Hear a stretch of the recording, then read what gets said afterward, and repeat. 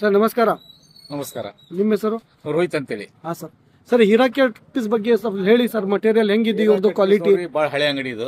ಹಾ ಸರ್. ಆಮೇಲೆ ಒಳ್ಳೆ ಬಟ್ಟೆ ಕೊಡ್ತಾರ, ಹಂಗೇನಿಲ್ಲ.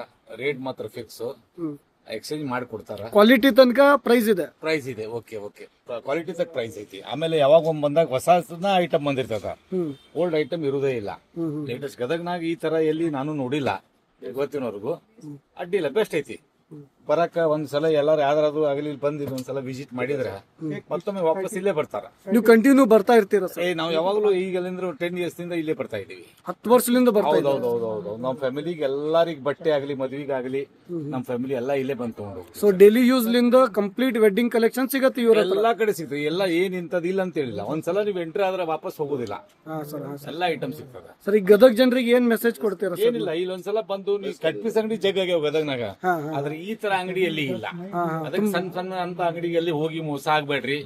ಇಲ್ಲಿ ಬರ್ರಿ, ನೋಡ್ರಿ, ತಗೋರಿ, ಒಂದ್ಸಲ ಅಬ್ಸರ್ವ್ ಮಾಡ್ರಿ ನೀವು, ಅಂದ್ರೆ ಗೊತ್ತಾಗ್ತದೆ. ನಾ ಹೇಳೋದಿತ್ತ ನೀವಾಗಿ ಬಂದ್ರೆ ಅಡ್ಡಿಲ್ಲ. ಓನರು ಬಹಳ ಒಳ್ಳೆಯವ್ರು ಅದಾರ, ಸ್ಮೂತ್ ಮಾತಾಡ್ತಾರ, ಆಮೇಲೆ ಕಸ್ಟಮರ್ಸ್ ಗೆ ಅಡ್ಜಸ್ಟ್ ಆಗ್ತಾರ.